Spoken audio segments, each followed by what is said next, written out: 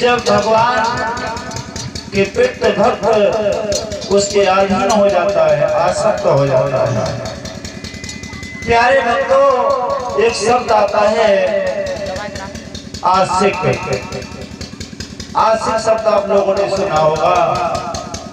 उसका मतलब होता है उसके प्रति आसक्त हो जाना, जिसके बगैर हम रह नहीं सकते, जिसके बगैर हम कहीं टिक नहीं सकते।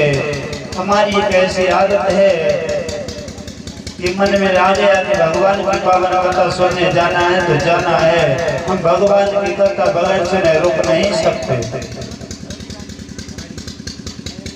किसी को शराब पीने की लत हो गई, वो शराब का आशिक हो गया, उसकी आसक्त हो गया। जब तक पिएगा नहीं तब तक रुक नहीं मिलेगा। किसी को बीड़ी से आसक्त हो गया, बीड़ी के बंधन में बन गया, तो जो दूसरे के आसक्त हो जाता है उसी का नाम आशिक होता है। बताया कि उत्तानपाद नाम के जो राजा थे, उनकी जो पत्नी पतिव्रता नारी जिनका नाम सुनीति था, वो सारी सतियों में उनके साथ लिखी जाती थी। अनेकों सती हुई, उन्हीं सतियों में उनका नाम आता है मेरे भगवत श्रोताओं। लेकिन हरि की इच्छा के आगे कुछ नहीं होता।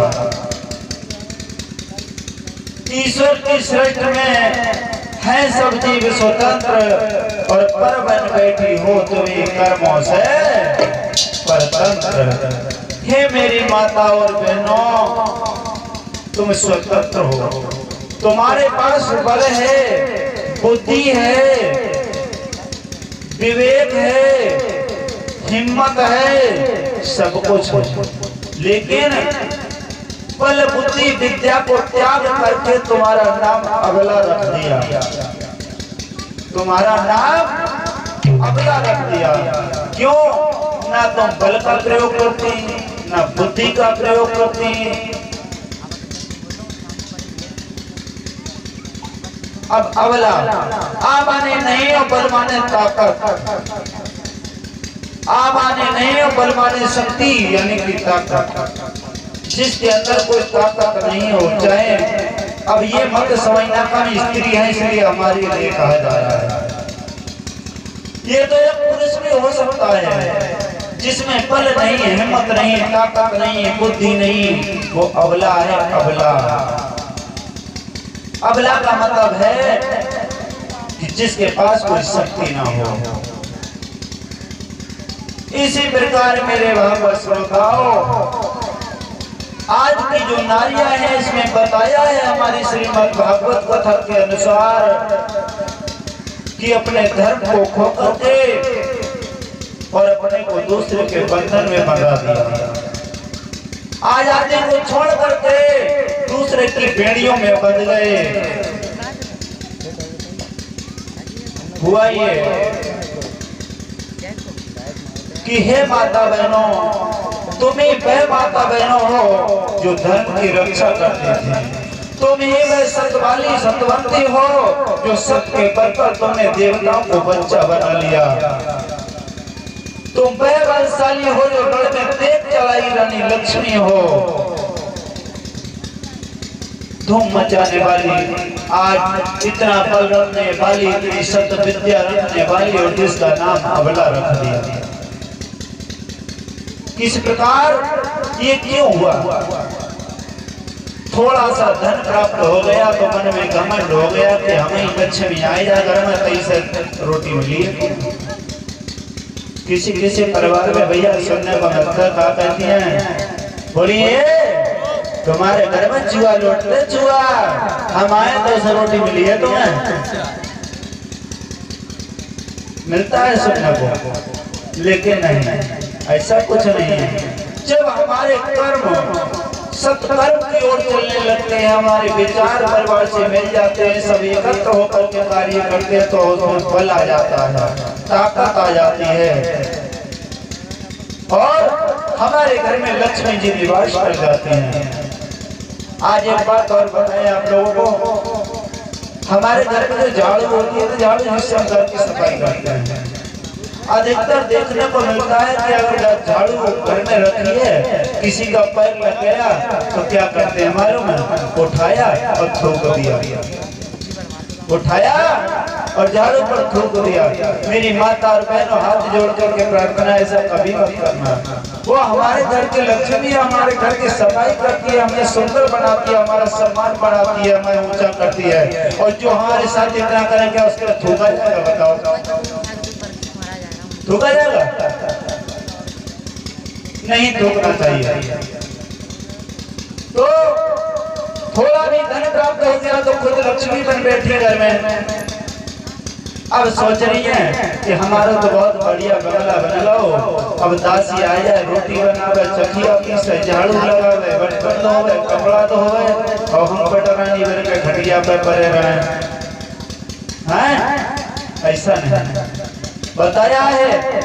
किन किन लोगों ने बर्बाद किया है हमारा देश। भैया बुरा मत मानना, ये नाम हमारा भी आ गया, इसमें डॉक्टर लिखा हुआ है। इस प्रकार से भैया लिखे ले कैसे कैसे आप बर्बाद हुए, क्यों?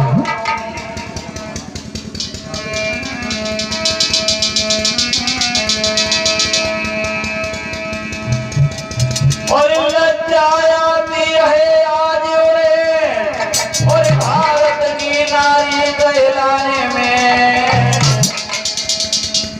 लज्जा आती है। तो जो हमारे भारतवर्ष की स्त्री है ना, तो है हम तो नहीं भारतवासी, हम तो अंग्रेज हैं, अंग्रेज।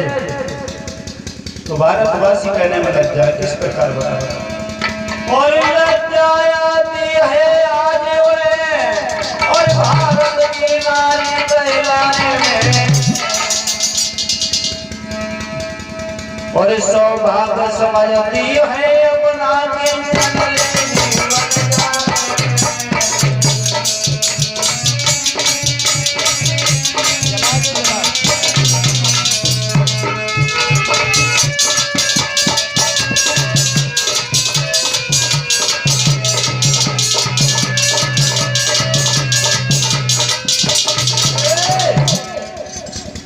किंचन लेडी अंग्रेजी पहनावा, अंग्रेजी भाषा, ऐसा बताओ। आप किंचन लेडी और फैशन कैसी है आज की भैया। हमने परसों साल एक चुटकुला भी सुनाया था कि चप्पल ऊंची लेडी की वो है। और आधे उठे हुए जूते, ये हमारे विद्वानों ने पहले ही लिख चुका है कि कलयुग में क्या होगा। मैं अपनी तरफ से नहीं कह रहा हूँ, ये श्रीमद्भागवत कथा में लिखा हुआ है कि आधे उठे हुए जूते और बीच में उठाए फिरते, और वह तीन तान वाले छाते और तीन उड़ाए फिरते।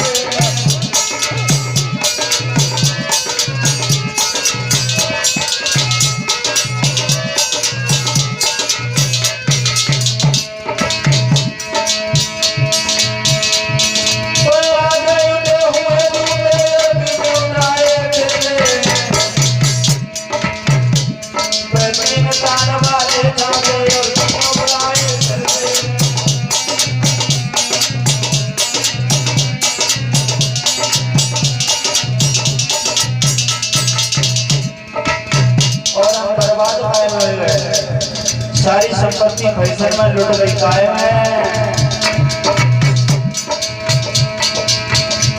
अब सोच बनाइए हरा बाबे से नए राग ने घास किया। जो सुंदरता थी ना, जो हमारी राज थी, वो कहाँ चली गई। अब सोच तुम्हारा हरा बनाइए बाबे राग ने घास किया। और ट्रेडर मोटर माइटर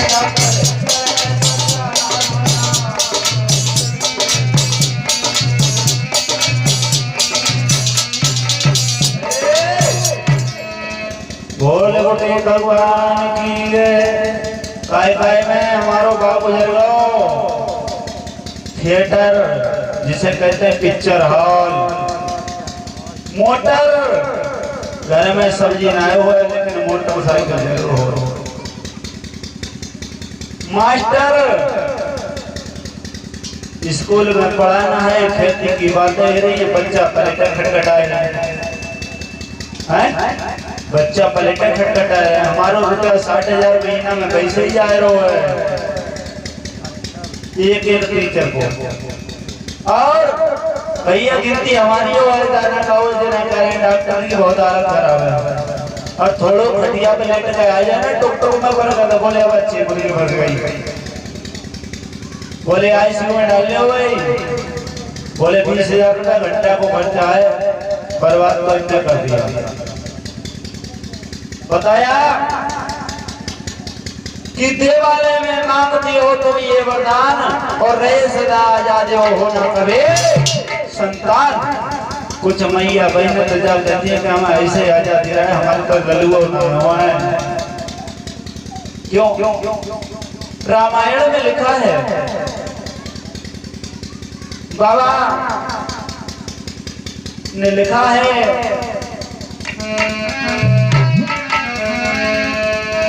कि आज की नारियों की मांग क्या रहती है,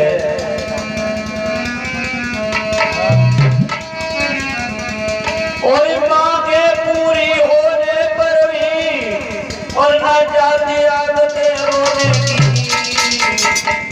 घर में चाहे कितना धन मालो लेकिन हमारे जब में लाए तुम बोलना लाए कि हम पे नथुनिया ना है, कि हम पे कुंडल ना है, और मांगे पूरी होने पर भी ना जाती आदतें रोने की, और बन गए हाथ के ठोस गले को तगड़ी लाओ तो।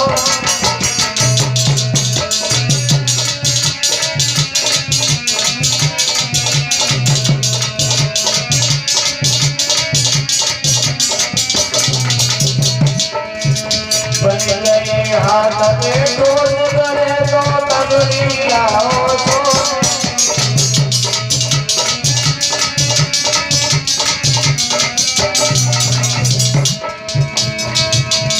और क्या इच्छाएं रहती हैं, पति की ओर नहीं देखना कि उस बेचारे पे कितने पैसा नहीं है, पैसा कहाँ से ला रहे हैं। और कहा है पति चाहे श्रम करते करते मर जाए, यारी मार गए, और पति चाहे श्रम करते करते और मर जाए, यारी मार गए, पर नारी यही चाहती है जोड़ी पर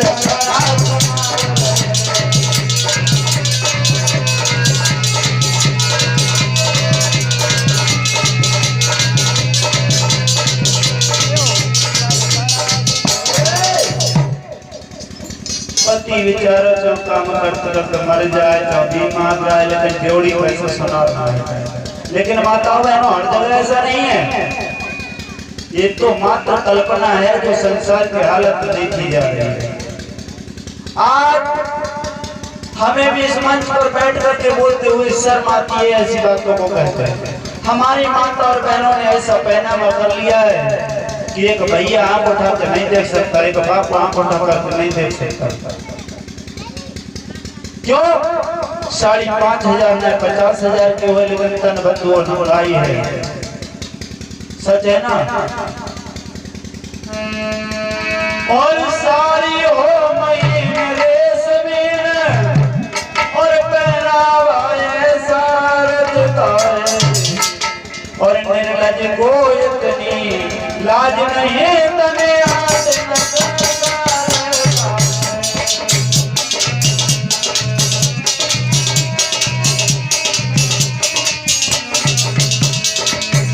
निर्लज को इतनी लाज नहीं तने आज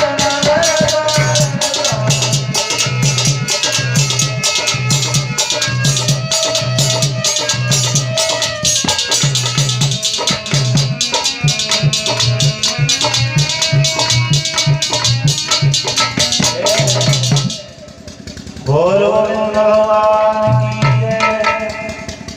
ये तो बात रही भैया आज की नारियों की, लेकिन खैर मेरा इससे कोई मतलब नहीं है, मेरा इससे कोई मतलब नहीं है। मेरा तो एक ही मतलब है, सिर्फ एक उद्देश्य है कि जहां तक हो सकेगा आप लोगों ने प्यार से मुझे निमंत्रण देकर बुलाया है, तो मेरा कर्तव्य है आपको सद्मार्ग कराना। ऐसा नहीं कि आपकी हंसी उड़ाना, आपकी खिल्लियां उड़ाना, केवल सद्मार्ग के लिए आया हूँ। कोई माता बहन, कोई भैया चाचा परिवार में किसी तरह का विघटन न करेगा। इसी प्रकार मेरे भागवत श्रोताओं, राजा उत्तानपाद की पत्नी सतियों में लिखी जाती थी, जिनका नाम रानी सुनीति था, लेकिन भगवान की कृपा से उन्हें संतान नहीं हुई। बहुत समय